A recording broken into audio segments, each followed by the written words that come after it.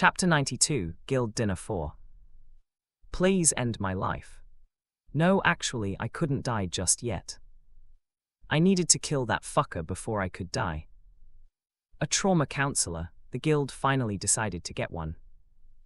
This is surprising, but doesn't he look more depressed and traumatized than most of the people here?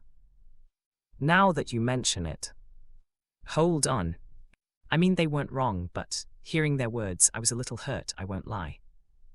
I was certainly traumatized, not depressed. I was almost there, though.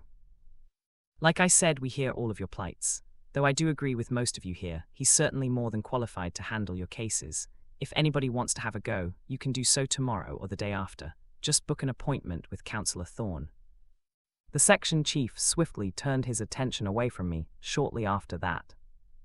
Taking out a small controller, he pointed it towards the top of the room where a small project was slowly pulled down. Can someone turn off the lights for me? Heeding his words, one of the recruits turned off the lights, and the section chief turned on the project as it illuminated a certain blank area of the room. Now that I've said my piece, it is time we talk about the more serious stuff. An image formed on the wall. It was a bedroom where an old woman appeared. She appeared to be lying down on her bed. This is one of the videos that we've managed to gather regarding the most recent incidents with the Twisted Man. I advise caution. For those who ate or drank too much, be warned. He proceeded to press the controller, and the video began. The room fell silent as the video started with the woman sleeping. A timestamp appeared in the top right corner of the video. 03:15 a.m. It moved fast as the video was sped up. Eventually, the timestamp stopped at exactly 03:36 a.m. In that moment, the old woman's eyes flared open as she raised her head and looked around. Her actions were unexpected and confusing. But then, "Hello, is anybody there? Who is knocking?" She suddenly started to speak. "It's very early in the morning. If you don't stop knocking, I will be forced to call the police." The old lady moved towards the window and looked out before turning back and looking towards the main door. She roamed around the house like that until she moved back to the bedroom.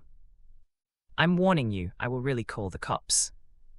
A strange tension filled the surroundings as the woman spoke. It was the way that she was speaking to herself that evoked a certain sense of tension. Her eyes frantically looked around, and her voice rose with each passing second. "I'm warning you." She clutched her phone tightly. The old woman looked even more frantic. "I'm telling you, I'm warning you, don't come closer." Her voice rose to the point of screaming, the veins on her neck popping. "Oh, Tyler." As if spotting something, her face grew entirely pale as she rushed towards one of the doors, opening it. It was just right outside of the camera angle too. And right as she disappeared from view. "Oh." A blood-curdling scream filled the surroundings. The video ended there. Shortly after, the image of the woman appeared again. This time, her body was completely dried up as she looked like a mummy. The creepiest part of it all. It was her slowly moving eyes and mouth. She was still alive. This right here is one of the many incidents that have been plaguing the island. We call this certain anomaly the Twisted Man, and we deem it to be at around Mailer's class with the potential to be Thrall. Though the woman looks alive, she's in a vegetative state. In short, she's brain dead. It was rare to see the section chief so serious. The anomaly is one that we've recently discovered, but looking through the Bureau's database, we've found similar incidents occur in other smaller islands. The cycle switches every couple of years, with the anomaly moving from island to island while leaving behind dozens of similar corpses. Pausing, the section chief took a sip of water before continuing. Several guilds have tried investigating the case, but with no luck. This is what we've managed to find so far. Pressing onto the controller in his hand, the image of the room the old woman was in before appeared again. The anomaly cannot be seen through cameras. Take a look. A laser suddenly shot out from the controller, pointing directly at the floor. The faces of many changed, including mine, as we suddenly spotted a shadow. As you can see, this is a shadow. The anomaly is standing right before the camera, looking right at it, and yet we can't see it. Pressing onto the controller, the image displayed was now that of a small 2-story house. The anomaly's target criteria are a 2-story house and a single occupant. As long as those two conditions are met, it will stop at nothing to hunt them. With a sudden click of his tongue, the section chief lowered his hand. The citizens of the island are already somewhat aware of the anomaly, and we've been getting a lot of complaints regarding the situation, but what can we do? This anomaly is as slippery as they can be. Scratching the top of his head, the section chief looked like he was nursing a headache. Good. I hoped it was a serious one. He deserved whatever pain he was experiencing. Pressing the remote control again, the projector displayed several dozen profiles, each showing a different person dressed in some form of red garb. A prison garb. Since we're already mostly aware of the criteria involving the twisted man, we will be performing several tasks in order to catch it. Pay close attention, since this is closely tied to your expedition tomorrow. The room tensed upon hearing the section chief's words. These are the latest inmates the Bureau sent us to investigate the matter.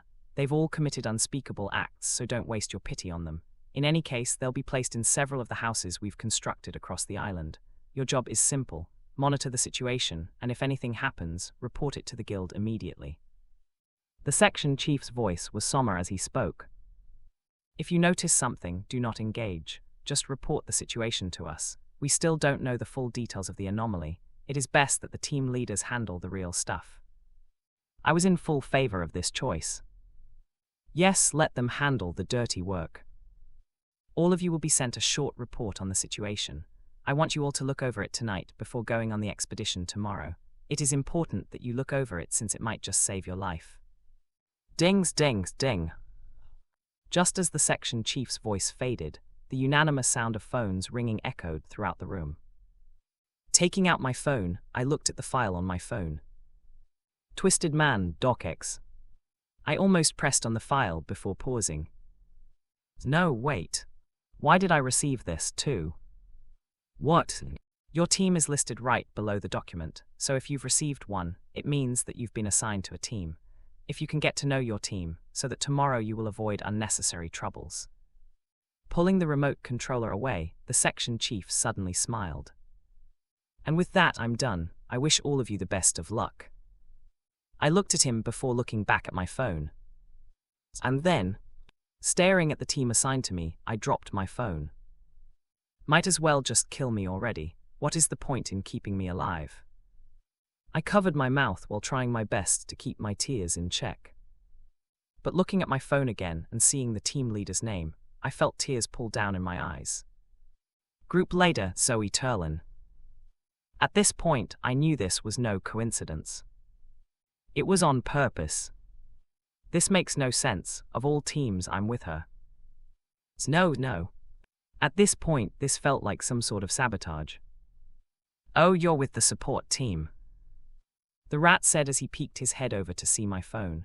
He was a little too close for my own comfort, but I bit the bullet and pretended like I was fine. I'm in the support team, me. He proceeded to point at the line of text right above the group leader's name. See, it says support team. Now that you mention it, it really did say that. But what exactly was this support team? Seems like things will be a little rough for you. The rat looked at me with pity. What does? Why was he looking at me like that? I suddenly didn't feel so good. I'm not too familiar with it myself, but as far as I know, the support team handles any issues that guild members might face. So if someone gets injured or is dealing with mental health problems, it's usually your responsibility to take care of it. Oh, and it also looks like our team is one of the teams that you will be supporting. Our team. I lowered my eyes to stare at the list of names beneath the group leaders, and my stomach churned. Fuck, his name is really there. I wanted to throw the phone away and curse the one who made the teams. How can a coincide?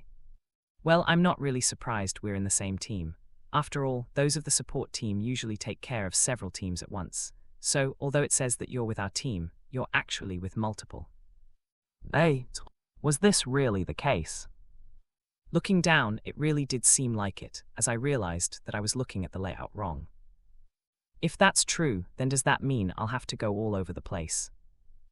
More or less, at least that's what the support team usually does. Well, you go whenever they call you. The dimples on the rat's face became more pronounced. He was enjoying this situation, wasn't he? My fingers started to twitch. I was really itching to test my new ability. Has everyone seen their groups? Clapping his hands to recapture everyone's attention, the section chief raised one hand high. If anybody has any questions or complaints, please raise your hand. I raised my hand. I was the only one to do so.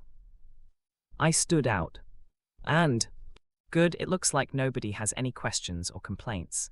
This will be all from me and the team leaders today. I hope to see you all tomorrow morning. I do advise all of you to get some good sleep. It'll be a long couple of days. As he said this, the section chief grabbed one of the bottles on his table and waved his hand in our direction before suddenly leaving. The team leaders followed right after. I lowered my hand and covered my face. Someday, I'll definitely traumatize him. My fingers twitched. I'll make that bastard scream to the point where he'll pass out, if that is the last thing I'll do. The tatami door slid shut behind him as the section chief stepped out. That was tiring. I guess I'll get some sleep after drinking a bit. He eyed the bottle in his hands and smacked his lips. Following behind him were the other team leaders. Just as the door shut, a tall man with a short beard, bushy brows and graying hair stepped closer to the section chief, his deep voice resounding through. Why'd you do that? HM. The section chief looked back and looked at the team leader innocently. Do what? Cut the nonsense. Why'd you ignore that kid when he raised his hand? I also caught you staring at him a couple of times. Is something going on? So that kid. The section chief's face fell a little. It's nothing big. He's just someone I'm trying to get to quit. Quit? It's a bit of a complicated story, but he's essentially here because of Kyle. He's a friend of his and spends most of his time in the office making games. He was also the kid who found the recent gate in the museum.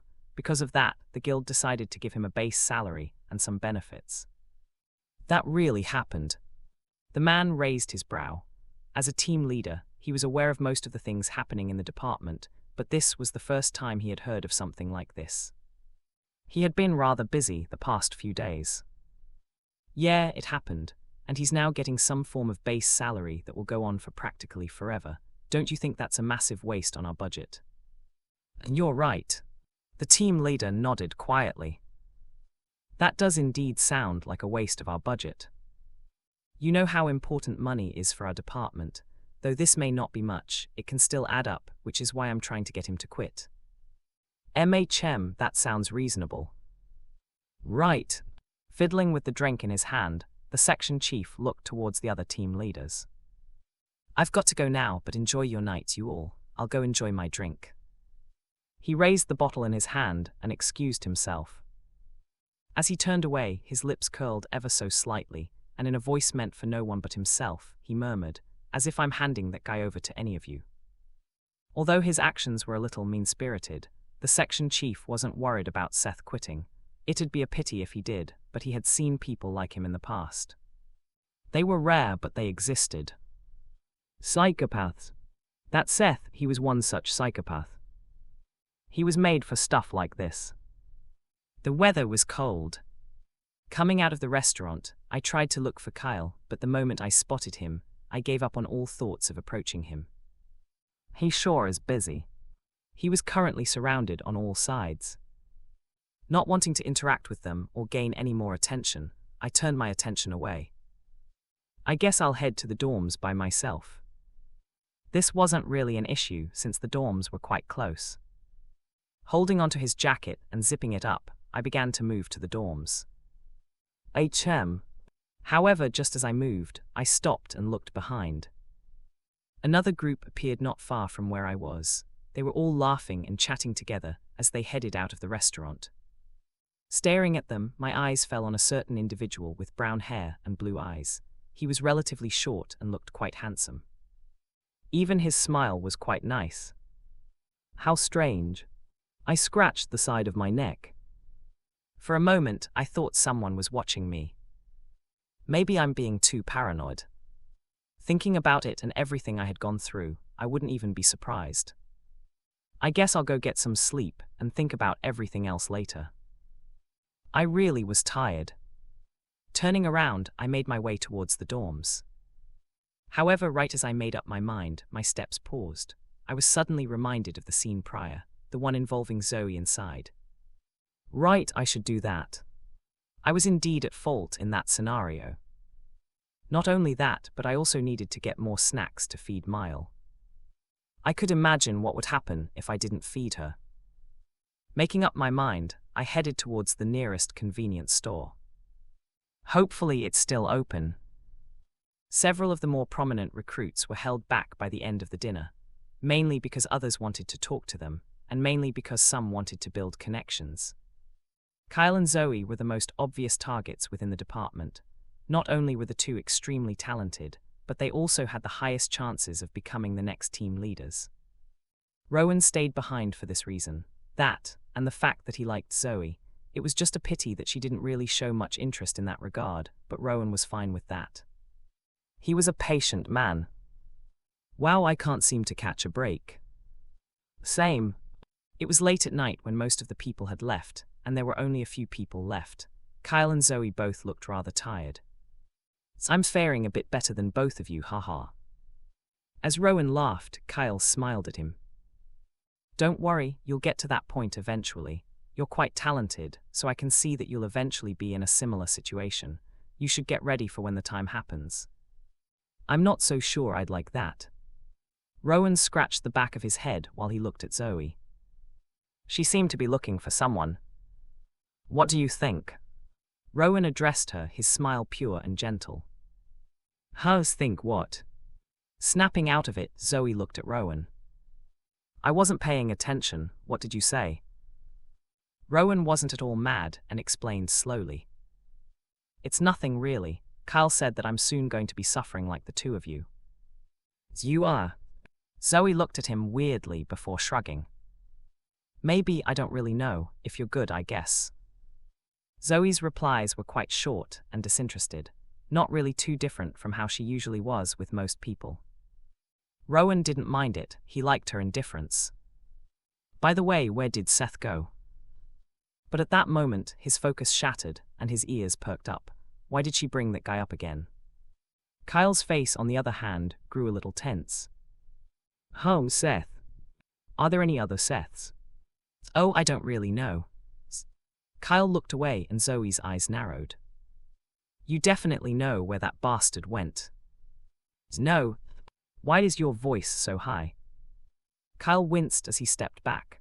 On the other hand, Zoe's eyes turned even more predatory as she looked at him. I swear, if you don't tell me where he is, I'll make sure to strangle both of you at the same time. He really annoyed you, huh? Unable to remain passive, Rowan suddenly spoke. His face was still gentle, his eyes never leaving Zoe. This was a new side of her he had never seen. He quite liked it. Annoyed. Zoe spared him a glance before lowering her hands. Eventually, she sighed while clicking her tongue at Kyle. More or less. Rowan smiled. I see. That's all he really needed to hear. Shortly after, everyone began to split, all heading towards their own dorms.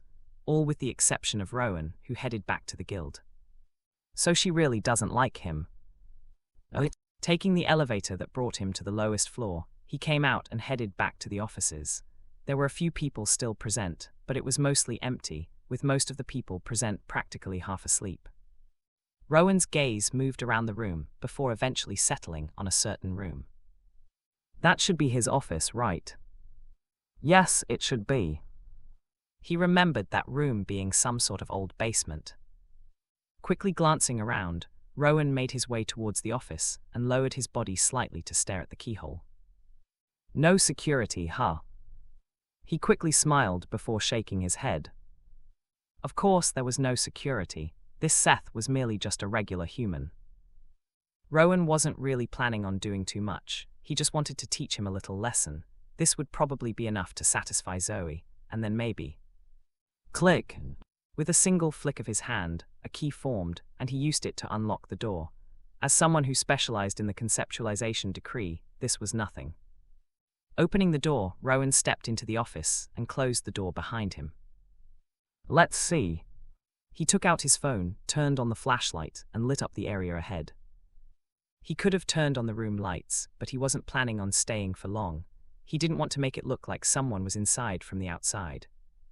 The office was quite small, and there didn't seem to be much in it. That should be his desk, right? Spotting the desk, Rowan was just about to head there when he paused. Turning his head, his gaze fell on what looked like a painting. He wasn't quite sure since it was turned. Does he like art? Curious, he moved towards the painting and turned it over. What sort of painting is this? Rowan narrowed his eyes at the painting. It wasn't bad, depicting a girl dressed in white as she stood at the center, clutching an umbrella that obscured her face. He really paid for something like this. Rowan shook his head as he blinked his eyes. But just as he did, his brow rose. I swear the little girl was just a little bit further back. Am I seeing wrong? Rowan moved his face closer to the painting. However, after a while, he shook his head and laughed. I guess I'm just tired. It's also strangely cold. He didn't really notice it before, but the room was quite cold. It was also extremely quiet. For some reason, he felt his body tense. Flick. All of a sudden, the lights of the room flicked up, and his head snapped towards the switch. What the? As the light covered the entire room, Rowan looked up. Are the lights broken or something? Or? Flick. The lights switched off as fast as they switched on. Once again, the darkness took over. For some reason, his body tensed. A cold shiver ran down his spine. What sort of shitty room is this? Frowning, Rowan was just about to go to the light switch when his gaze fell on the painting again. Tuck. The painting dropped from his hand, falling face up against the floor as he took several steps back. With his eyes glued on the painting, Rowan held onto his chest. That. The girl. She was closer than before. No, that makes no, huh? Feeling his back touch against something, Rowan paused. His entire body seemed to tense as he slowly turned his head. His heart nearly leaped out of his chest as he saw a massive, shadowy figure appear behind him. Without thinking, almost on instinct, a weapon formed in Rowan's hand as he moved to fight, but just as he was about to strike, a hand suddenly grabbed his ankle. His entire body paused. And as he slowly lowered his head, he saw the face of a little girl emerge from the painting as her pale features became clear to him. A deep and wide smile marred her features as she settled her gaze on him. A cheerful laughter filled the room as she latched onto his ankle. Come play with me, Tilda. No. Panic surged through Rowan as he struggled to pull his feet free, but the girl's grip was far stronger than he'd expected, pulling him towards the painting. No, HHMMM.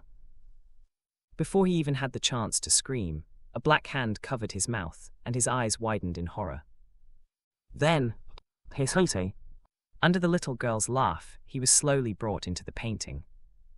Play tilde. Help. Someone help. I had no real expectations going to my office. I was more stressed out about the impending expedition than anything else. Holding onto a bag that was filled with all sorts of goods that I had bought from the nearby convenience store the day prior, I sighed. In case something happens, this should be enough for Mile. Well, I was also tempted to bring her if I did go, but I wasn't too sure. I mean, it's not like they can force me to go. What are they going to do if I say no? I already signed the contract anyway, so they can't force me to do anything. Clearly, the section chief is after something.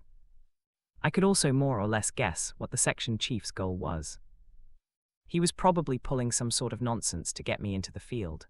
He seemed to have gotten this weird misunderstanding with me, that I was somehow good at this type of stuff. I wasn't. I sucked and I hated scary things. But then again, I did need some new inspiration for my next game. The sales for a regular day in the office were starting to cool down. If I needed to progress, then I needed to quickly create a new cash cow. I'll think about whether to go or not in a bit. I still got a little bit of time. We were supposed to head out at around 10. It was still 8. I had 2 hours to decide. Later. Or so I thought. Walking into my office and seeing the unconscious figure sprawled on the floor, I had to pause and process what I was looking at before rubbing my eyes and taking another look. No change. There really was a person passed out in my office. What the fuck? I looked around, half expecting a camera crew to pop out and shout, "Gotcha," but no one came. The silence just made it weirder. That's when I saw the painting. It was lying face down on the floor beside him.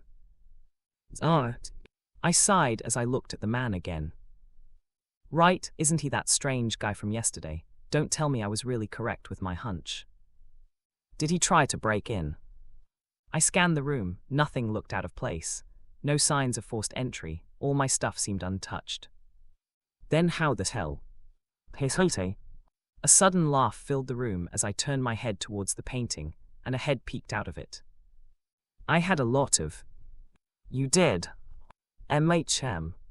Mile laughed, her pearly laugh echoing throughout. So much. I see. I secretly shuddered and forced a smile. I'm glad you had fun. Glancing between the man on the floor and Mile, I lowered myself to the ground and sat down, leaning against the wall behind me. Tell me everything about what happened yesterday. Don't leave anything out. I'm curious to hear what games the two of you played when I wasn't here. It felt like a long and terrible nightmare. Rowan was no stranger to nightmares. Most in his line of work had their fair share. Lately, he had been plagued by nightmares due to all the built-up work and stress, but this one was different. It felt real, too real, and he couldn't shake the feeling of being smothered, as if a heavy weight was pressing down on his chest. The nightmare seemed to last for an eternity, pulling him deeper and deeper into its darkness. Tilda. But occasionally, he would hear the sound of a little girl giggling, elevating the pressure that he felt. Play tilde, play tilde, play tilde. No. Make it stop, please. The little girl's words felt like they came from the depths of hell. It sent shivers down his body, and then... Tula. He gasped, eyes flying open as harsh light stabbed down from above. Huh. As if a massive weight had been lifted off his body, Rowan blinked his eyes slowly. Where am I? His head throbbed, and he had little recollection of what had happened. That was until... You're awake. Rowan's head flicked towards the voice, and his expression changed when he saw a pair of dead eyes looking at him. You what? Memories came rushing back. The painting, the girl, the laughter, the shadowy creature. Rowan stumbled upright, his legs shaking just as much as his voice. He couldn't form the words, his entire mind still consumed by the sheer terror that he had felt the day prior. But it was amidst his struggle that he heard the voice again. You reek of alcohol. His voice was flat and unamused. I won't ask why you were in my office, but I presume it's because you were drunk. At least I hope that's the case. Alcohol, drunk. He had hardly drunk at all the previous night. No, he did drink, but he was used to drinking this much. It wasn't anything he couldn't handle. Rowan slowly turned his head to look at Seth. No, it wasn't. Take a seat. Seth's voice was firm as he spoke. For a moment, Rowan almost sat down. There was something about the voice that made him want to listen to it, but that was until he recalled the painting, and his head flicked back towards it. He spotted it immediately. It was hanging on the wall, with the girl in the painting in the same position as he had first found it. A chill ran down his spine. Do you like that painting? What are you talking about? I saw you holding onto the painting while I found you passed out. Figured you liked it. No, Rowan's voice rose. That painting, it's cursed. You need to immediately take it down and hand it over to the guild. It's... Stop. Seth raised his hand to stop Rowan from speaking. Reaching for the drawer next to him, he took out a small notepad. He then proceeded to jot a few things down on the notepad as he shook his head while mumbling a few things like, "More serious than I thought. Shows signs of clear distress and anxiety. This is worse than I expected." What in the world was he doing? Rowan frowned, his chest starting to simmer. But before he could say more, the man set the notepad aside and pulled out his phone. I figured someone would show up after what the section chief did yesterday, he said, placing the phone on the desk. Didn't think it'd be this fast. He tapped the screen. Well, I guess that we can get started since you're already here. Started, get what started. Rowan's anger was about to reach a tipping point when the speakers of the phone came to life and a certain tune began to play in the air. It was soft and melodious, even hypnotic. All of a sudden, Rowan felt his mind go blank at the sound of the music, and the anger that had been simmering inside of him vanished. Across from him, Seth leaned back in his chair, legs crossed. Well then, he spoke softly, those lifeless eyes of his fixed on him. Shall we begin your trauma counseling? Trauma counseling? Rowan groggily closed his eyes before snapping into clarity a moment after. What are you talking about? I don't need any coun. That's what they all say. Seth shook his head while jotting a few more things on the notepad in front of him. Relaxing his back on the chair, he reached for the phone and raised the volume of the music that was playing. His actions confused Rowan, but before he could process the situation, his mind started to relax even further. It was as if his brain had been dragged into a soft, yet comforting embrace. All thoughts and abnormalities from before seemed to vanish from his mind. In its place was an utter sense of tranquility. Should we start with a simple question? Seth's voice echoed in the background as Rowan sat in his chair, his eyes gradually closing. He knew that something was wrong, but his mind refused to listen. How long have you been working for the guild? It was silent at first. But then, this is my 3rd year. Rowan eventually answered, his mind growing even more relaxed as the gentle tune whispered in the air. 3rd year? Yes. I see, so you must have gone through a lot while being at the guild. Yes, I have. Rowan thought about all the gates and missions he had been subjected to, all the deaths he had seen, and all the near-death encounters he had been in. He had indeed gone through a lot. In that sense, you must have had trouble sleeping lately. How often do you get nightmares? It's almost every day. There were only a few days when he'd not get them, and those days were usually the days he'd come back utterly exhausted. Only in such days would he not receive any nightmares. It was a real struggle for him. Almost every day, that's quite bad. How do you try to manage the nightmares? I don't. How could he manage them? He had tried going to all types of psychologists and therapists, but none of them helped. The nightmares never ended. Rowan had grown to accept them. Even if I do end up forgetting about them, what does it matter in the end? I'll still experience something similar. Rowan's chest ached as his thoughts paused thus far. He couldn't understand why he was even speaking at this moment. This guy was merely a stranger who knew nothing about him. Someone whom the guild had hired on a whim. And yet, that sounds really unfortunate. Why was his voice so soothing to hear? Have you ever thought of quitting? Quitting? Opening his eyes, Rowan smirked. Of course not. The thought had never crossed his mind. He was just like many of the people within the department, someone who had their family or someone close to them taken by an anomaly. I've got my sister to take care of. I can't quit, not until. Rowan's chest ached as his lips trembled. Seth remained quiet while staring at Rowan. He proceeded to jot a few things on the notepad before calmly speaking. Has your sister been taken by an anomaly?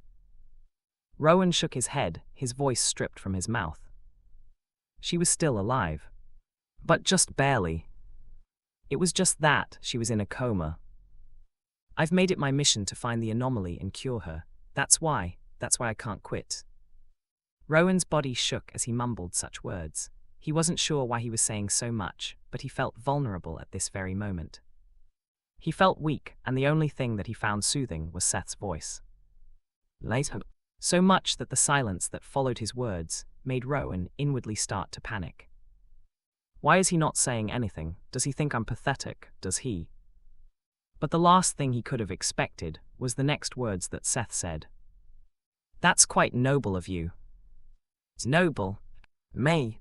There's no shame in taking a job for motives such as these. You don't need to have the grand goal of saving the world or any of that nonsense. Whatever makes you happy is what matters. Money, women, saving your sister.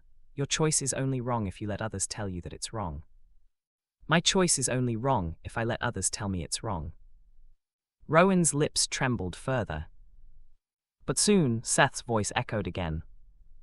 Nightmares are a window into your inner world. They serve a purpose, helping your mind process stress, fear, and unresolved emotions. Your brain doesn't simply shut down when you sleep. Instead, it continues working through what you've experienced. Nightmares, they only exist as a reminder of all the pent-up negativity you haven't dealt with during the day. It's what? Slowly craning his neck to stare at Seth, he saw his dead eyes looking straight at him. It's okay to open yourself up to me. It's my job to listen to your worries. I'm here to handle all of your pent-up negativity. Quietly swallowing his saliva, Rowan opened his mouth but couldn't say anything. This wasn't the first time he had heard of something like this. Many therapists had said something similar. And yet, this was the first time he truly felt different upon hearing the words. Once again, his lips trembled as he held onto the armrest of the chair. Oh, okay. He nodded quietly. I'll try. And for the first time since seeing him, Rowan saw a thin smile appear on Seth's lips. That's great. Seth proceeded to take out his notepad again as he jotted a few things down.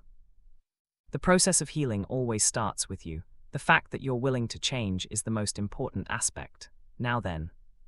Seth lowered the notepad to stare at Rowan. Would you be so kind and tell me why you were in my office? Oh. Rowan's face froze in that moment. He suddenly recalled the incidents from the day prior, and his breathing grew rough again. But, don't worry, I'm not mad. I can tell you were suffering a lot from the nightmares. Just be honest with me. Rowan lowered his head, but eventually told him the truth. I was jealous. Jealous? Yes, taking a pause, Rowan looked at Seth in shame. I wanted to impress Zoe, and since it looked like she didn't like you, I thought I'd do something to make her happy, but the moment I came into this office, everything went wrong. Stop there. Seth raised his hand to stop Rowan from speaking. Forget everything that happened at the office. It was simply the result of all the stress you'd been holding in, mixed with a bit too much to drink. You kept bottling things up until it all came crashing down at once. Is that so? Yes. Seth put the notepad down and looked Rowan straight in the eyes. At the same time, the music continued to play in the background. I can understand how you feel, though. However, that's the wrong way to look at things if you want to impress someone. I know, but for now, focus on yourself. Seth's voice turned softer. You need to start prioritizing yourself above all else. I do. You are important. I am. Yes, so let it out. Seth smiled kindly once again. In this room, it's just you and me. Let everything out. I'll be here to listen to all of it. And with that, the room fell silent. It was just Seth and Rowan as the two stood in silence. That was until... Oh, okay. Rowan spoke again, his chest trembling as he held his fist near his mouth. He began to let everything out. From his past, his worries, and all the stress he had been through. The entire time, Seth listened. He listened with a kind smile as he jotted a few things down on his notepad, mainly a list of things he needed to buy when he went back to the dorms. He was running out of milk. Oh right, I need to get some butter too. Unaware of this, Rowan continued to pour all his emotions out. That was also the day Seth received his first patient. Clank! With the sound of the door closing, the room fell into a strange silence. I waited for a whole minute before turning off the music and leaning back on my chair. That was close. I felt utterly drained. Ever since I found Rowan sprawled on the floor, I'd been desperately trying to make him forget the painting and the dreamwalker. I couldn't afford to have him reveal them. If he ended up telling the guild about them, then I'd have to find a way to explain to them how I got them, which could essentially lead to the system and all that nonsense. I couldn't afford to take the gamble, and as such, I somehow managed to gaslight him into thinking it was just his nightmares and pent-up stress. At first, I was worried it wouldn't work, but looking at my shirt and seeing the wet spot on it, I felt like I had done a good job. I'll have to throw away this shirt, though. Who would have thought Rowan would go ahead and cry like that? It honestly caught me off guard. Still, all that matters is that it somehow worked, at least for now. I decided to schedule a few more appointments in order to ensure that he was completely converted. Only then would I feel safe to talk. Lost in thought, I didn't even realize that someone was knocking on the door. By the time I did, the door opened and Kyle's face popped in. "So, are you ready?" "Huh." I blinked slowly, taking him in from head to toe. He wore a black shirt neatly tucked into brown shorts, his hands gripping the straps of his bag as he looked back at me. "Ready." I turned my wrist and checked the time.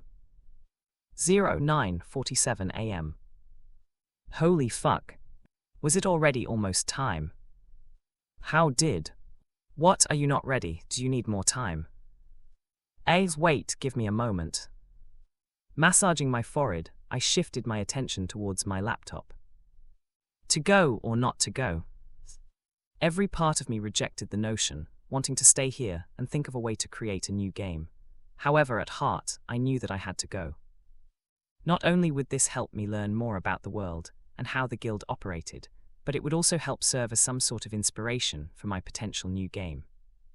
Furthermore, I don't think I'll have to worry about my safety since I'm with the support squad. All I needed to do, realistically, was stay back while the field agents handled the main task. I was then also reminded of something else. Don't be passive. Indeed, I couldn't remain passive. The quests were only going to get harder from this point forward, from the conductor to the cult quest, and all sorts of other variables. I couldn't remain passive. There was simply no way for me to survive if I didn't proactively try to improve. As such, all right, let's go. After shutting my laptop and slipping it into my bag, I stood up and walked over to Kyle. Wait, let me go to the bathroom first. What for? Puke. Several buses waited at the entrance of the guild, lined up in a neat line. My bus is further in the back, yours should be ahead. We're going to the same location anyway, so it shouldn't matter much. Kyle and I split up the moment we came out of the guild. I walked toward one of the first buses, stopping in front of the one marked 02 before stepping inside. Looking to the side, it looked like I was one of the first people to arrive since there was hardly anyone inside.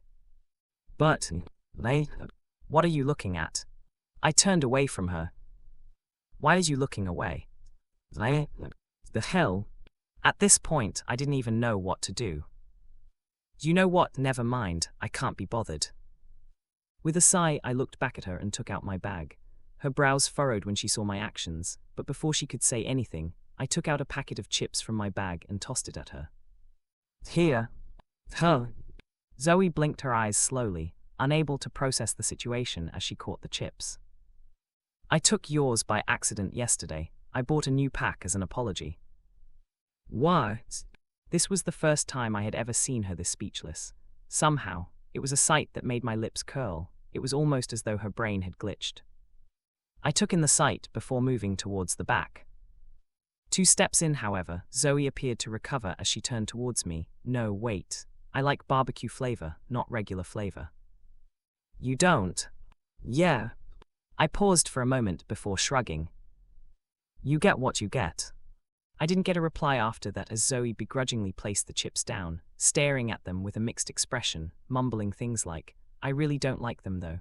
Literally no flavor. What sort of psychopath likes regular flavor? I can still hear you. I hope you did, you psychopath. Why would you buy such a bland flavor? Literally the most basic shit I've ever seen. If you don't like them, you can give them back. No, they're still mine. But you said you didn't like them. And I don't. Then, what? You just... What? I opened my mouth but soon closed it, even when she went on to say things like, I'm not giving it back, all right, they're mine. You got that? I ignored her and found a seat at the back of the bus and closed my eyes. I was quite exhausted from the incident prior with Rowan. Time passed like that, and when I opened my eyes again, the bus was now full of unfamiliar faces. The chatter was quite loud, and everyone looked both nervous and excited about the upcoming expedition. "May I have everyone's attention?" A burly man with shoulder-length black hair suddenly came into the bus, gathering everyone's attention. His demeanor was calm, his eyes unfocused, and his expression relaxed. However, something about his presence felt pressuring. He scanned the bus with his sharp eyes before he began to speak. "I'll make it quick since I know most of you probably don't care. We'll be heading to the 5th zone, so it'll be about a 20-minute drive. All of you should have received an email regarding the details of the place we're going. Given that we're dealing with Mailer's ranked anomalies, there's a chance that we'll meet those of the other guilds. Do not engage if you see them." I listened attentively while he spoke. Although I was quite unfamiliar with the world, I still managed to grasp most of what he was saying. The island, despite being small compared to the other islands, was still quite big. It held a population of about 5 million people and covered a large area. The entire city was divided into 9 zones, each expanding from the center of the city Zone 1, which was where all the guilds were located. Surrounding Zone 1 in a clockwise manner, starting from the northeast, were Zones 2-9. Each guild controlled a certain zone of the city, with jurisdiction handed to the king and queen grade guilds. Most of the time, when something occurred within a guild's jurisdiction, it was the corresponding guild's responsibility to solve the situation. That was, of course, unless it directly involved gates or entities that were in the Mailer's rank or above. If the entity was of the Mailer's rank, then all guilds within the island could investigate the matter. Thrall rank was when international guilds could interfere, and Kermite was world-ending stuff. As of right now, this twisted man was of the Mailer's rank, meaning that all guilds within the islands had the right to investigate. I'd think this goes without saying, but I'll say it anyway. Don't take the bait if they try to provoke you. Just focus on what you need to do and ignore them. You're all adults, so act like it. That didn't sound really good. The fact that he had to warn us about it gave me a bad feeling. This happened too many times in the past for me not to warn you. There it was. So this is something that happens often. Great. The man then proceeded to say a few more things before sitting down. "All right, get some rest, you'll need it. It's going to be a tough few days." Following his words, the bus kicked into gear, and it started moving. Leaning against the window, I stared at the changing scenery. And with that, the expedition officially began. "We're here, everyone off the bus." The ride took longer than expected. Despite the guild's reassurances, word of the anomaly had already begun to spread, and people were starting to abandon their homes. This resulted in quite a bit of traffic forming. My back is sore. That took way longer than I expected. I hope we get to rest a bit. I feel like my back is killing me." Coming out of the bus, I could hear the complaints of the other members as I calmly walked out of the bus and looked around. A wide street stretched out before me, lined on both sides with identical houses, each with a triangular roof, a driveway, and 2 stories. Each house had a well-maintained garden, and several people in uniform appeared by the door of each house. They were all holding onto notepads, and each wore sunglasses. Are they from the Bureau? They didn't look like they belonged to the guild, which made this the only explanation that I could think of. Looking back, I could also see the other buses arrive. The place started to become even rowdier. "Where is the support team? If there's anyone from the support team, come here." Shouting was the same man from before as he raised his hand while looking around. I scratched the back of my head before walking over to him. Spotting me, he paused. "You're from the support team?" "Oh, yes." "Okay, wait here." He looked around and waved his hand again. "Where is the support team? If there's anyone from the support team, come here." He continued to shout the same phrase over and over again, and by the time several minutes had passed, 5 people had gathered. They were composed of 2 girls and 3 guys. The girls both had shoulder-length hair, differing from brown to black, while the guys all had short black hair. Their faces weren't anything to praise, but they didn't look bad as they all seemed to know each other.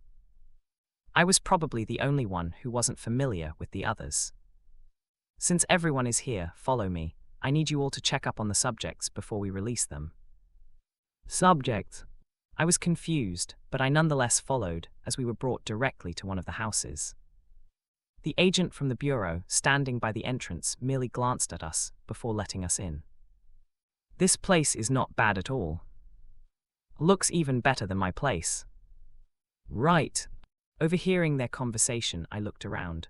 Well, it was better than my dorm, that was for sure. Although it had nothing fancy, it had all the necessities, from a large TV to a sofa and flowers. Looking around, I felt a little envious. When can I get a house like this? I could technically buy one when the money came in from the games, but unfortunately, I needed the money to buy shop items and fragments.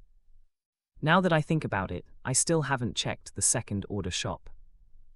Now that I was a second order, I could access it. I wasn't in a rush, though. I was in a bit of a financial crisis at the moment.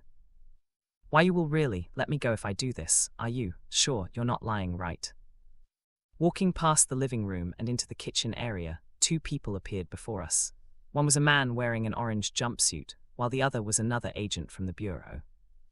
As if noticing our presence, they both looked in our direction. You've finally arrived. The agent turned towards the man in the jumpsuit and said, "You stay here, I'll be going out for a few minutes. Don't even think about escaping. The moment you do, the deal is off." Then, without looking back, he left for the living room as we followed behind. Eventually coming to a stop, he handed a file to the team leader. His name is Jason Fingler. He's 48 years old, and he's the man I'd like you all to check on. Although he looks harmless, he's killed 7 women in total. Killed 7 people. I blinked my eyes and thought back to the appearance of the man in the jumpsuit. He was neither charming nor handsome. With his lanky frame, bald patch at the back of his head, greying hair, and round, wire-framed glasses, he didn't look like someone who could harm a fly. He was the last person I'd expect to be a serial killer. I want all of you to check for any abnormalities in him immediately. Once the test concludes, if he survives, I want him tested again. Gather as much data as possible. The Bureau wants this anomaly to remain classified as mailers. No one wants to see it escalate to thrall class. I was a little taken aback by the way the agent was speaking. It was as though he had no concern at all about whether the man died or not. Then again, this man was a serial killer. Don't worry, we'll have them checked right now. Are there more we need to check later? A few others, but we can leave those out for later. Got it. The team leader turned to look in our direction. What are you waiting for? Go, check up on the subject. Yes. On it.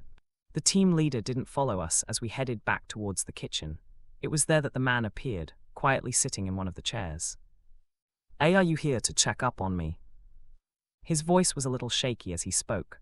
Looking at him, I started to doubt if he really was a serial killer. It doesn't even look like he could kill a fly. Yes, we are. Stepping forward was the short-haired girl with brown hair. With a distinctive mole at the bottom of her chin, she smiled kindly at the man. My name is Rosanne. I'll be here to check up on your health. Please stay still. Rosanne began to move behind the man while placing her hand against his back. Breathe in slowly, keep your heart rate normal. So okay. The man quietly nodded while closing his eyes and leaning forward a bit. His chest rose and fell as he listened to Rosanne's instructions. A strange silence filled the room shortly after that as Rosanne continued to give instructions. In the meantime, the others jotted down a few things while observing the situation. On the other hand, I was at a total loss. Everyone looked really busy. What was I supposed to do? If it's like this, then. Bang! A thunderous crash jolted me out of my thoughts as my head snapped up towards the harmless man as he swiftly turned around and reached for Rosanne's neck. I'll kill you. It was as if he had turned into a completely different person. His bloodshot eyes bulged with murderous intent, his face contorting sinisterly, every muscle in his face twisted, twitching, as though something had taken over him completely, his hands lunging out for Rosanne. Help! Holy shit! Quick! The others sprang into action. Without wasting a second, they dashed toward the serial killer, grabbing him from behind and forcing him to the ground. Arc kill! Froth bubbled at the corners of his mouth. Spit sprayed as he thrashed, his gaze locked on Rosanne with a hatred so raw it felt inhuman. His hand dug at the floor, scraping it as he desperately reached for her. Die! Roxanne stumbled back, her face startled but at the same time somewhat rational. Perhaps this wasn't the first time she had witnessed something like this. But I was left at a complete loss by the scene. Hey! It took a certain shout to snap me out of it, as one of the members from the support squad shouted in my direction. Quick call for the team leader. It was only then that I sprang into action and hastily moved out of the room. I didn't make a mistake coming, right? What happened? The team leader and the agent from the bureau were pretty quick to arrive. They didn't look that startled by the situation as they came in without any real signs of fluster. Rather, their calmness almost felt a little odd to see. I'll kill. It also didn't take long for them to figure out what had happened. Okay, I'll take it from here. With a flick of his finger, the death row inmate suddenly froze in place. Okay, Uke. The sight was startling to watch. All he did was flick his finger, and he was incapacitated. Although I couldn't tell how strong he was, I was sure that he could do the same thing to me if he wished. The 6 of you go back to the living room for now. I'll take care of the situation here. Yes, sir. Despite what had happened, none of the recruits looked startled or even scared. It was an oddly weird sight to me. Feels like this is probably something they are used to. My thoughts were proven right the moment we came into the living room. That almost scared me. Right, crazy. I thought he was going to gouge your eyes out. For a moment, I was ready to pick up whatever was left of you. Keck, you wish. As if the situation had never happened, the 5 of them joked and laughed with one another. What sort of? You look confused, newbie. Someone tapped me on the shoulder. And when I turned, I saw one of the members smiling at me. He had a square jaw, framed by his bowl-cut hair, and squared framed glasses. I was also the same as you at first, but you get used to the sight. The support squad tends to deal with lunatics, so this is normal. In fact, you can even say it's somewhat mild. What? This was somewhat mild. I suddenly started to shudder while thinking about what not mild was like. If possible, I didn't want to have any part in that. What are you doing, Jay? You're scaring the newbie on his first day. Overhearing the conversation, Roxanne, the one subjected to the assault, shook her head while looking at me. Don't mind him, he's messing with you. This is nowhere near mild, probably something like normal. Yeah, pretty much. I guess normal is a good way to put it. Seeing the others agree with her, I forced a smile. This didn't help much. Anyways, I think we should all introduce ourselves, since we're going to be working together. Roxanne pointed at herself. I'm Roxanne, I'm in charge of body analysis. Basically, I can fondle your body to see if there's anything wrong with you. Hello. What a great way to word things. She then pointed at the man next to me. That's Jay, he's also basically the same, but he specializes more in hormonal detection. He can detect if there's some sort of imbalance in the hormones, and he can quickly adjust them. That sounded pretty neat, actually. Roxanne then pointed at the other girl in the group. This right here is Chloe, she should be similar to you. She specializes in human psychology. Chloe felt a bit different than Roxanne, as in her disposition was a lot colder. However, her hair was similarly short, with it being black instead of brown. Her most distinctive trait was the freckles on her nose.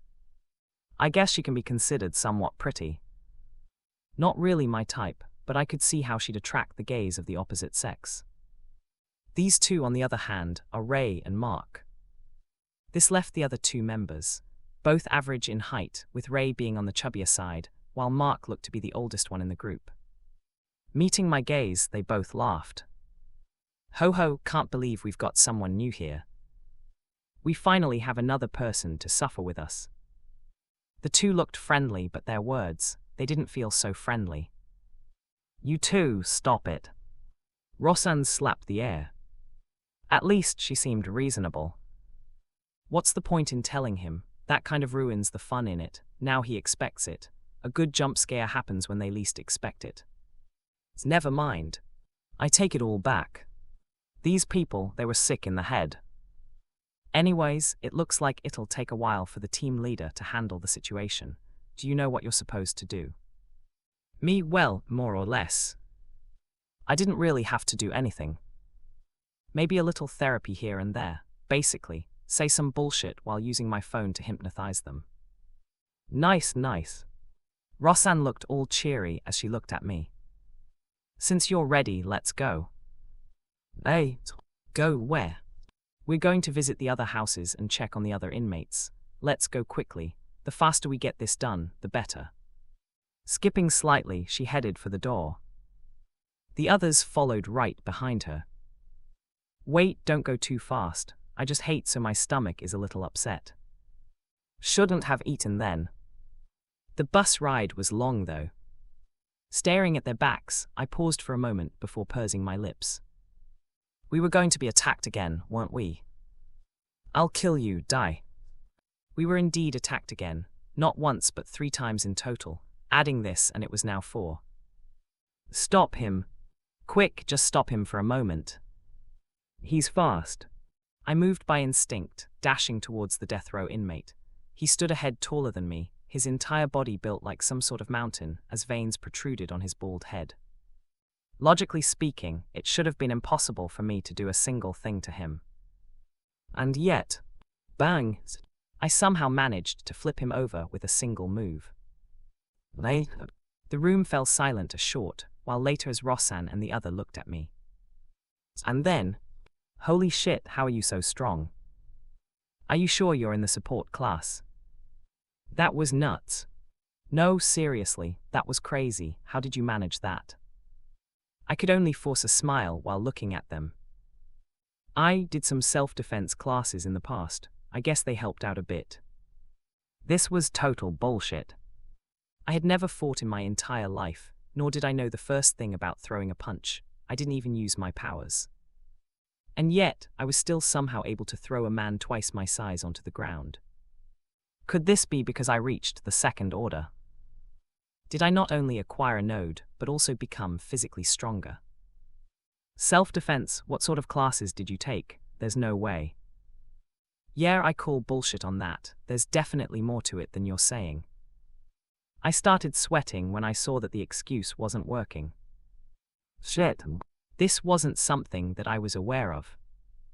As my thoughts scrambled, I responded in the only way that I could think of. Kyle trained with me, so everything stopped. Nobody made a sound until... Kyle? Do you mean that Kyle? Wait, I do recall hearing that he was the one who brought you here. If that's the case then. Makes much more sense, yeah. I blinked my eyes at a complete loss. They bought it, just like that. Kyle was like this in his first year. I guess you guys must have gone to the same trainer. It explains so much. Oh, I mean, as long as you're happy. I was just about to open my mouth to say a few things when all of a sudden my phone rang. TRR. Looking down, a notification appeared. Everyone go to the main building. All checks are complete. We're about to start. The atmosphere suddenly seemed to shift in that moment. Raising my head, the members of the support squad all wore somber and grim expressions. They had all apparently gotten the same message. Moving forward, Roxanne mumbled, her voice somber. Let's go, our job is just about to get started. This might be a long night. Wait, what?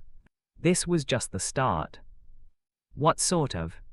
The main building in question wasn't far from where we were. A small crowd had already gathered as we arrived. I spotted Kyle almost immediately. He was speaking with a few guild members. They all surrounded him, speaking to him animatedly. I thought about reaching out to him, but then decided against it. There were simply too many people, and... Let's go, we should be headed this way. There was also the fact that Roxanne and the others were ushering me towards a different area. In the end, I let out a breath and followed, keeping close as we were led into a room. The room was relatively small, with a grey carpet beneath and a large metallic desk in the middle with several seats around. Waiting in the room were a couple of people. 2 appeared to be agents from the bureau, while the other was the team leader from before. You guys are here.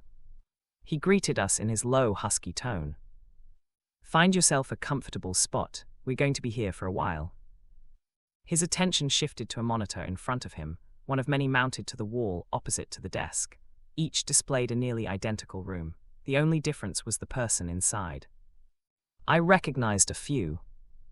"The anomaly tends to act around nighttime. Keep watch of all the cameras and see if you can spot anything. We'll immediately send a team to the rescue if something goes wrong." The room fell silent shortly after his words. Even the usually chatty support unit had grown grim. A quiet unease settled over the room. I checked the time. 21:34. Tick-tick. The clock echoed louder than it should have. And so did my heart. Time began to pass. The entire time, nobody made a noise as they all focused their attention on the monitors ahead. The inmates remained in their rooms. Some slept, others flipped through books, and a few bounced elastic balls against the walls in a steady, mindless rhythm. A handful stood by their windows, watching nervously as the darkness swallowed everything outside, only the faintest trace of moonlight slipping in to brush the wooden floor. A strange sense of suffocation took over the room as we quietly waited for something to happen. Anything. Tick-tick. The ticking of the clock appeared to be even more pronounced as I quietly focused on a certain monitor. There I could see an all too familiar inmate. He was the one who had made the largest impression. How could he not have when he was the first inmate to attack? He was curled beneath his blanket, eyes wandering blankly, body pulled tight into itself. At first, nothing seemed wrong. But, doesn't he look a little pale? Looking closer, his entire face was pale. He was also tucking himself into the sheets, almost as though he was trying to hide from something. I wasn't the only one to notice the abnormalities. Soon, the team leader and the others noticed it as the room started to tense. The team leader brought a certain device to his mouth, some sort of walkie-talkie. "Inmate 701, is everything okay? Is something happening?" Zion. No response. It was almost as though the inmate couldn't hear the voice at all. No, he probably didn't hear it. Looking closely, his pupils appeared completely dilated, as though he was staring at something extremely scary. What is he staring at? He doesn't seem to be staring at anything. There was no one else in the room, it was just the inmate, and yet from his body language, it was clear that he was staring at something. There. Right then. The moonlight shifted, and for a fraction of a second, something flickered into view. It was tall, lanky, and elongated. It was only brief, but it appeared, and in that moment, the tensions within the room rose to an all-time high. Team leader. All eyes fell on the team leader, waiting for his next words. What should we do? Should we report this to the main squads? Should we? No, not yet. The team leader raised his hand and stopped the others, his eyes narrowing. Team leader. Wait, team leader, if we don't act now, then I'm afraid that. It doesn't matter, this is a scum who killed several people already. What does it matter if they die? Just keep watching, take in everything that you're about to see. The team leader's words were cold and merciless, plunging the room into a certain coldness that almost felt too real. But at the same time, the others didn't complain any further. They all just stared at the monitors with solemn expressions. They were waiting for something. And then, stay back, stay back. The inmate shot upright, his whole body shaking. I said move back, move back. His voice cracked, almost screeching as he hurriedly reached out for a device, similar to that of the team leaders. Help, someone help me, it's here, help me. The sense of despair and helplessness was clear in his voice. He kept shouting, begging for help. But the team leader continued to watch on in silence, staring at the recording without any trace of emotion. Help, someone help me. Even as the inmate's screams pierced the room, he looked unfazed. In fact, he even began to lower the volume, as though he found the screams annoying. His eyes remained fixed on the video, waiting for the inevitable to occur. And it soon did. Another scream pierced the room, This time, the scream was more heart-wrenching. Within the video, the inmate stopped moving, his entire eyes dilating as he tried to struggle. However, as though an invisible force trapped him, he couldn't move, as if something had sealed him in place. Please help, His screams continued, his gaze turning more and more pale as he stared ahead of him, staring towards the entity that we couldn't see, but he could see. It was right before him, staring at him. And then, under the watchful eyes of everyone present, the inmate's body began to wither. His cheeks sank in, and his eyes grew dark and hollow.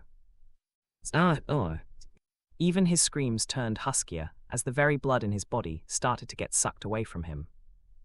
I held my breath while staring at the scene, my body secretly shuddering, and my legs tensed around the chair beneath me.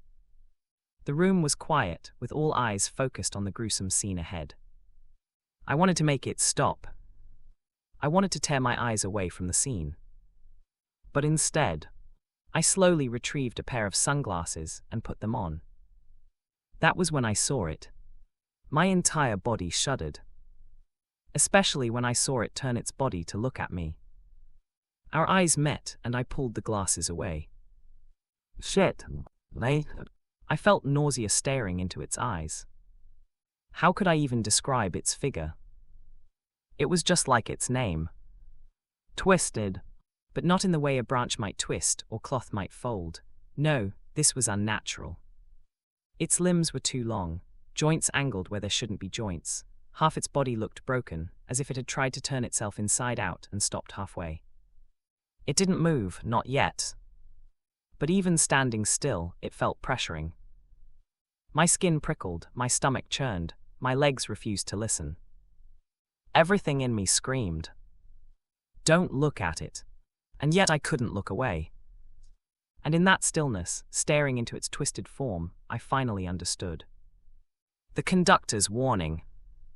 This figure. This anomaly. It wasn't like the others, not like the conductor, not like Mile, not even like the Dreamwalker. This one was different. I didn't need logic to grasp it, I felt it, in my skin, in my bones, in the pit of my stomach. This wasn't an anomaly bound by rules or reason. This was something else entirely. This was evil incarnate. Day. It was then that an alarm jolted me out of my thoughts. Staring into the monitor, the twisted figure was long gone, and in its place was a mummified husk that I had grown somewhat familiar with. Day. The alarm grew louder as the entire room flared red. What's going on? What is this alarm?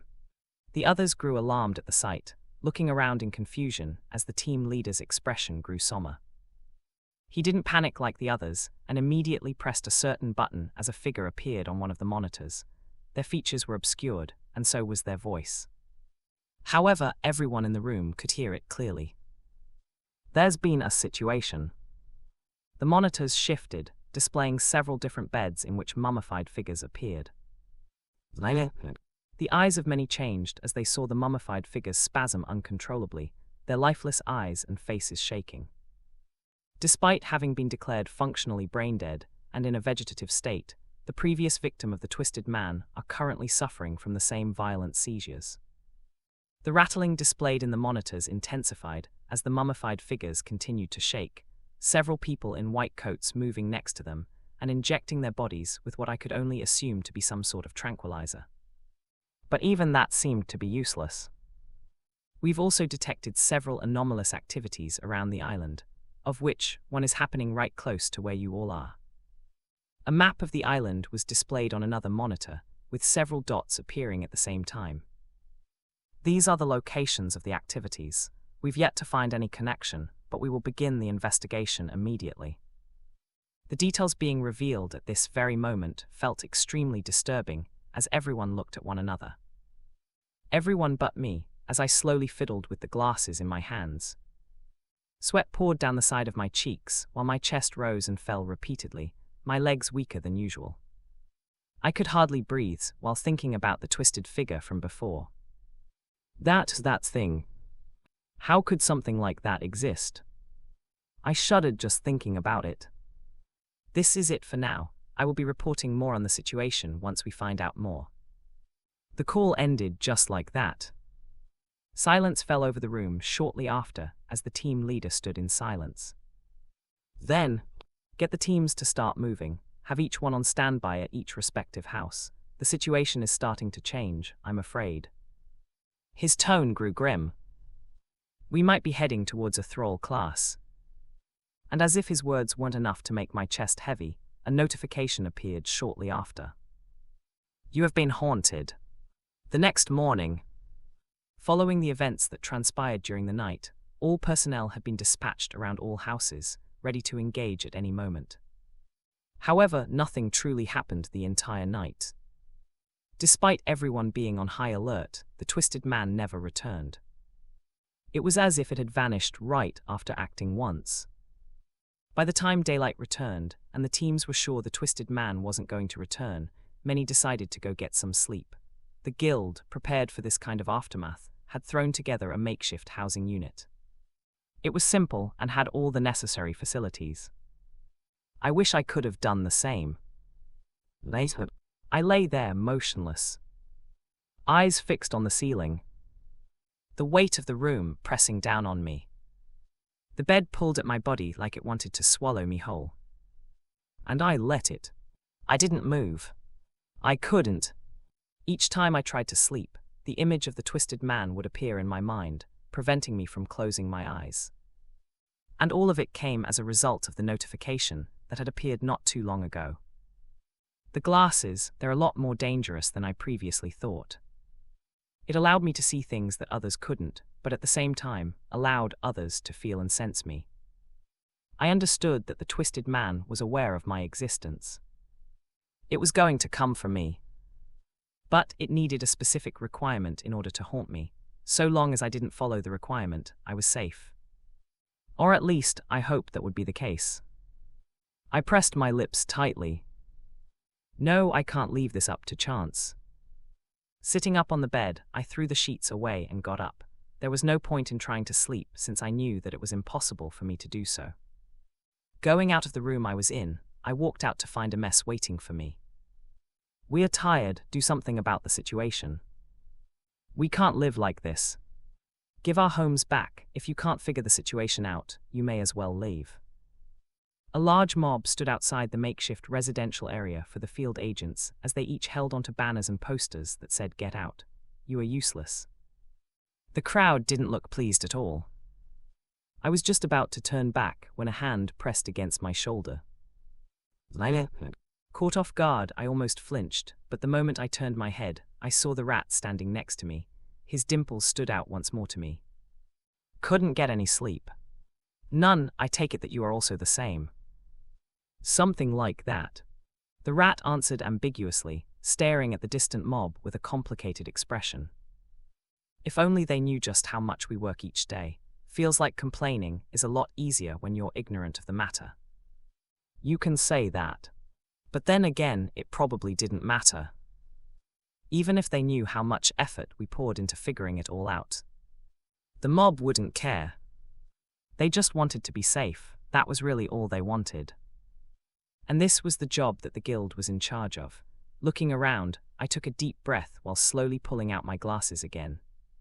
Staring at them, I looked at them with a complicated expression.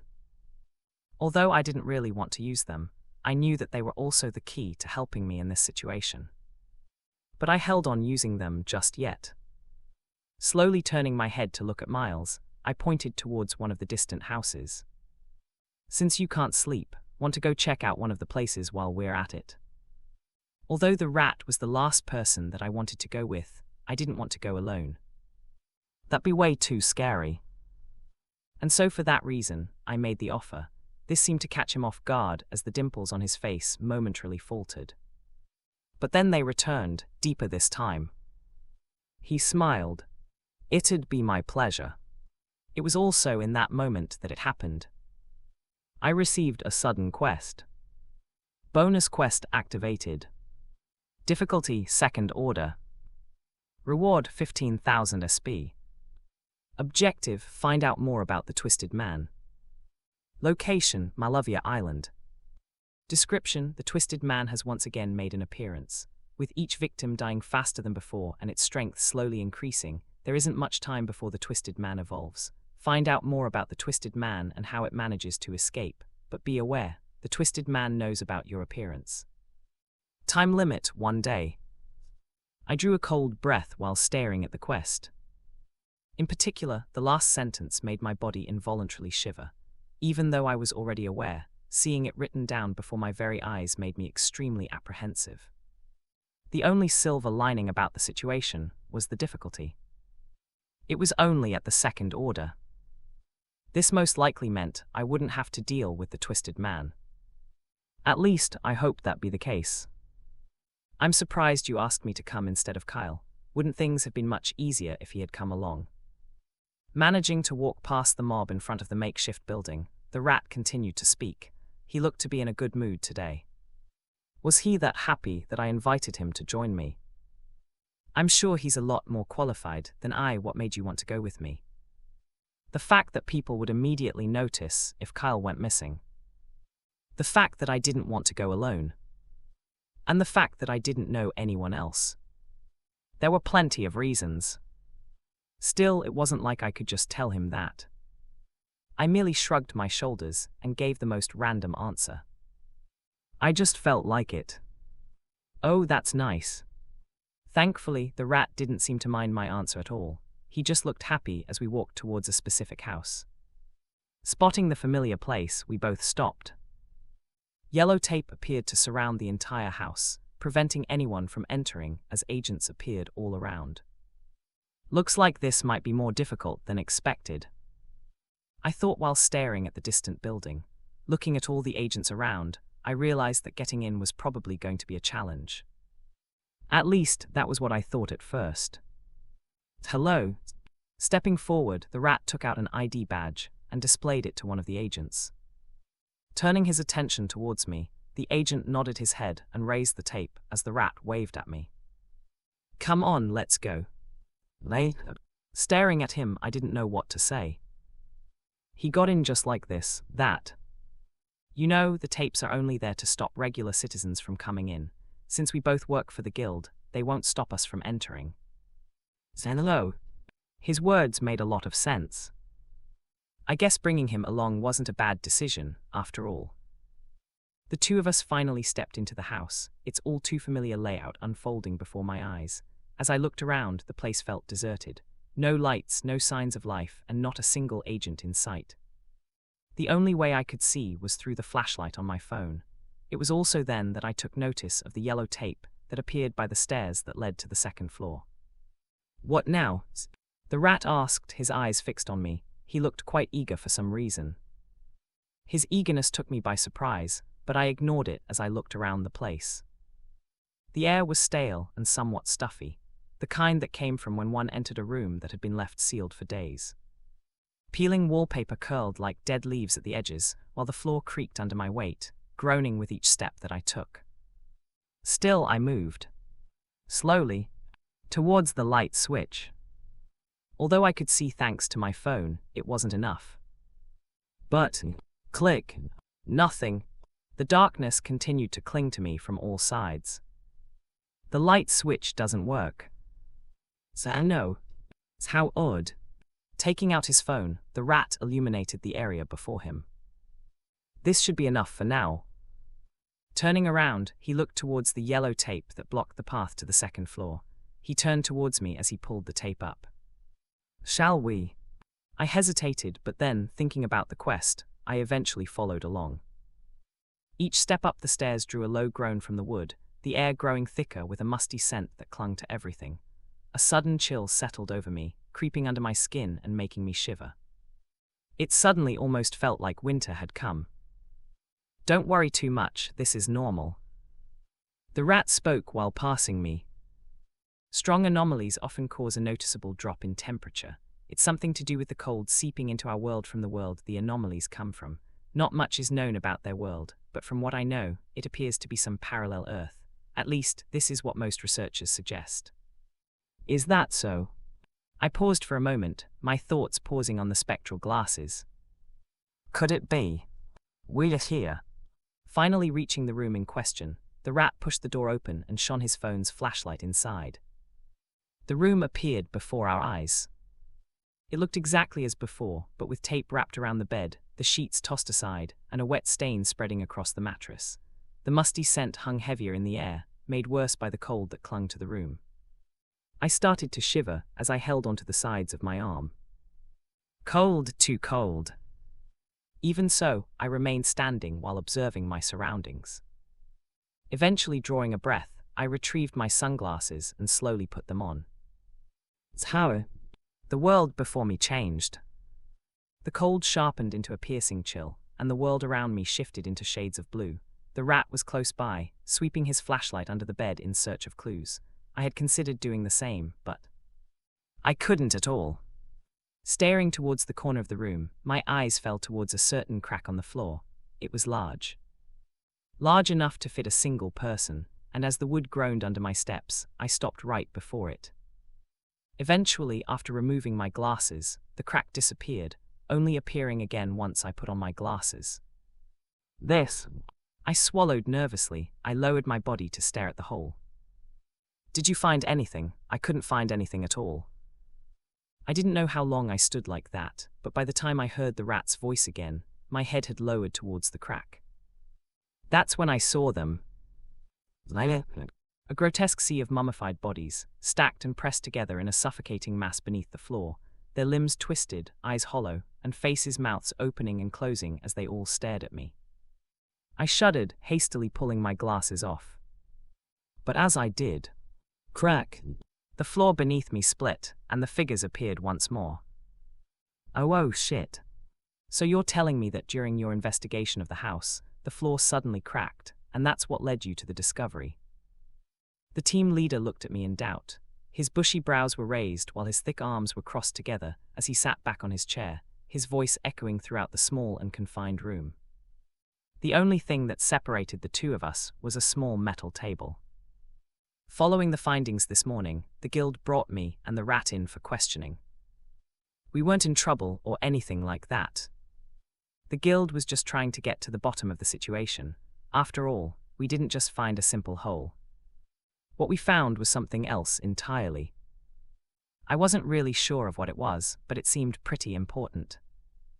It was something like that, but just before it happened, I heard a certain cracking sound coming from the corner of the room. Thinking that I was mishearing, I moved towards there to check it out when the floor suddenly cracked. I see. The team leader nodded, pretending to understand. In reality, he probably had seen the footage of the situation through the cameras. If he had already seen them, then he knew that my story was in line with what he saw. And regarding the noise part, that was a lie. I just couldn't really tell him that I had actually seen it through the glasses. Your story does check out for now. It's the same as the one Miles told us. Well, more or less. More or less. I tried my best to keep my gaze steady. As expected, that rat, he probably tried to lie and make it seem like this is all my fault. I'm sure that with his personality he was quite humble about it. He said that you deserve all the credit for the finding. Hey. My mind went completely blank the moment the team leader spoke. What did he just say? The rat, did he really give all credit for the situation to me? I struggled to come to terms with these words. What sort of game was he playing at? Were there any motives behind his actions, or was this out of kindness? I really wanted to rip my hair out. I felt incredibly frustrated by the situation. This felt like some sort of mind game. Was he good, or was he bad? This constant juggling between the two made me feel incredibly tense. In the midst of my thoughts, the team leader spoke. Considering the significance of what we've uncovered, it's only fair you receive compensation. Whether that takes a monetary form, or something else entirely, is your choice. Compensation. My eyelids fluttered. Did he just say compensation? Of course, why wouldn't we compensate you for finding something like this? Accident or not, you were present at the scene, and the guild provides compensation for any discovery related to the case. I see. I licked my lips, trying my best to hide my excitement. All of a sudden, the rat, he didn't feel so much like a rat. Perhaps I was wrong about him all along. He was a good guy. Setting compensation aside, there's something that I'm curious about. Placing his hand over the table, the team leader drummed his fingers over it, his face turning strange. I turned my attention towards him. What? Why was he looking at me like that? What is it with you and the sunglasses? This isn't the first time that I've seen you wear them. You've seen me wear them before. I paused for a moment before looking at the team leader weirdly. You've seen the stream. Oh, yes. Turning his head slightly, the team leader pursed his lips. It was everywhere, so I saw it. I think a lot of people saw it. I'm curious. Why would you wear them when it's dark? Aren't you just making your life harder? About that. I wasn't panicked by the question. Not only did I foresee something like this happening in advance, but I had multiple answers ready at my beck and call. I also had some spare sunglasses that looked almost identical. In case they wanted to examine them, I could just give it to them. So, seeing the team leader look at me, I looked him straight in the eyes before leaning back in my chair. It's simple, really. I pursed my lips.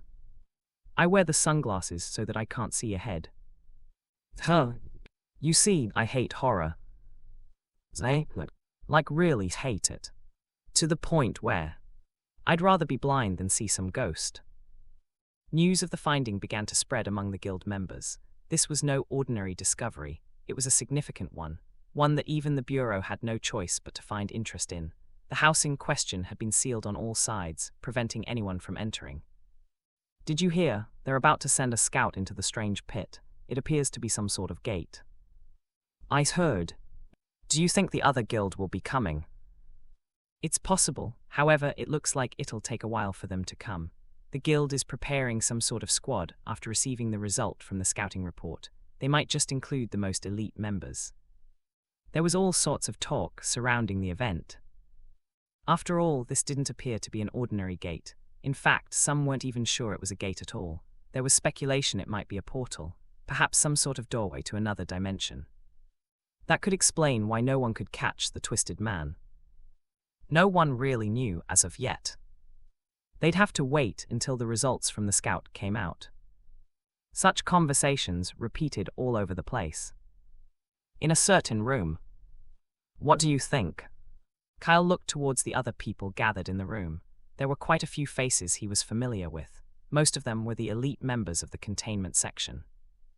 In particular, his gaze settled on Zoe, who lounged in her chair with her feet propped on the tea desk, casually absorbed in some kind of game on her phone. Hearing Kyle's words, she raised her head. HM, what did you say? About the rumors, what do you think? Those. Zoe turned her attention back to her phone, her tongue poking out slightly between her lips. Well, it doesn't really matter to me. If they send me, they send me. If not, I don't care. As long as the reward is go, shit. Zoe suddenly let out a sharp curse and flung her phone onto the nearby sofa. Fucking randoms, shit. She then began to bang her foot against the table. Bang. Fuck. This wasn't an unusual sight. It was something that pretty much everyone in the room had gotten used to. That was why no one reacted. Is it so fucking hard to lane? The fuck are they blamming me for? Zoe was oddly addicted to a strange phone game. She spent hours on it, completely absorbed, and from what others had heard, she was apparently some kind of pro. She was a rather talented person, from modeling to gaming. Well, Kyle wasn't really too sure. He wasn't that interested in knowing anyway. However, thinking about the game she was playing, Kyle had a sudden thought. I wonder if Seth will ever develop a phone game. I'm kind of curious to see how he'd do it. Don't bring that guy up. Zoe cut Kyle off in that moment. I'm already annoyed by this, don't annoy me further. What did he do this time? Kyle wasn't even surprised at this point. For whatever reason, Seth had some sort of skill that could allow him to push Zoe's buttons with just a few words. He had lost count of the amounts of times he had managed to piss Zoe off. It's nothing. Clicking her tongue, Zoe dismissed the topic. She was about to bring up another one when a certain figure looked at them. Staring at Rowan, both Kyle and Zoe paused. About Seth. For some reason, ever since the trip began, he'd been acting off.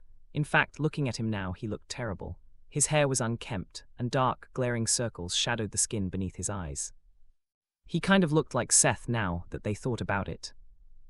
But at the same time, staring at him, they both had the same thought. Don't tell me Seth managed to piss him off as well. Zoe was just about to smirk when Rowan continued. Where is he? He looked around, his dark eyes scanning the place. I need him. Need him. Both Kyle and Zoe paused. I need my therapist. Chapter 104, A Twisted Man 4. We're about to get started. Everyone move back, an agent shouted, waving his hand and pushing several people back. At the same time, a female agent moved towards a man dressed in orange. He had a short frame with thinning hair, while his body was strapped with all sorts of weird devices and cameras. Are you ready? She asked, her voice soft. The moment you feel anything, report the situation to us. Tug the rope or press the emergency button. We'll quickly pull you out. Oh yes. The inmate nervously stared at the crack on the floor of the house. He was one of the scouts provided by the Bureau to investigate the sudden emergence of the crack. The Bureau had tried investigating the crack with cameras and mini drones, but as if the corpses had a mind of their own, they moved and quickly snatched the devices before breaking them. The only thing that they didn't reject was living beings. They came to this conclusion after testing the situation with several animals. Being able to bring them all back, they decided to send a human this time. We've equipped you with cameras and tracking devices. We'll be able to know your location at all times. When you manage to come back, your sentence will be reduced by several years. I understand. The inmate slowly nodded his head before turning his attention towards the corpses. They were all piled up together, their numbers reaching over 100. His entire body shivered at the sight. However, thinking about his reduced sentence, he mustered up the courage and moved towards the crack. Eventually, under the agent's eyes, the inmate stepped forward and jumped into the crack. How? Immediately after entering the crack, he was met with several dozen mummified corpses crowded the narrow space, their withered limbs twisted unnaturally, and their skin clinging to bone like dried parchment. They surrounded him from all sides, pressing against every part of his body. Feeling their touch, the inmate shuddered. This sense only heightened when he saw the corpses staring at him with blank expressions. But as if that wasn't bad enough. Later, the corpses moved, their thin and sickly hands reaching out for him as they pulled him down. Wait. The inmate immediately started to shout, tugging the rope connected to him. The previous courage he had built up vanished without a single trace as panic took over his mind. Wait, I've changed my mind, help. He also pressed the emergency button, asking for the Bureau to lift him up. But nothing. Lifting his head up, all he saw were the cold and indifferent stares of the agents as they stared at him from above. Help, hells, P. What? The inmate realized it then. Those from the Bureau, they never planned on rescuing him in the first place, at least not now.